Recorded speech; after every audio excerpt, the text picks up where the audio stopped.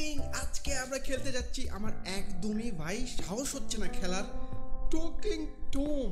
আসলে কেন ভাই, আমি তো আগে খুব খেলতাম, তোমরা সবাই দেখেছো, আগে কিন্তু অনেক ভিডিও আছে ভাই। ঘটনাটা হচ্ছে, আমি তোমাদেরকে সব বলছি।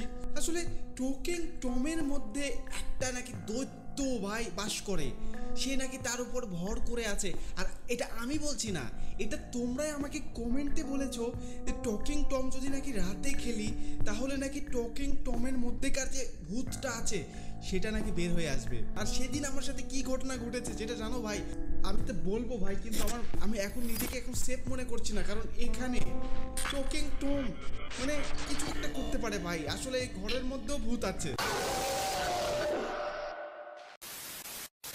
এই ভয়ঙ্কর ঘটনাটা বলার আগে ভাই আমরা প্লে স্টোরে চলে যাই, তার আগে আমরা ডাউনলোডটা করে নিই, ঠিক আছে? তো আমি এখানে টকিং লিখে সার্চ করব, আমি বারবার টকিংই লিখি ভাই। আমাদের সামনেই কিন্তু চলে এসেছে টকিং টম ক্যাট। ওকে, তুই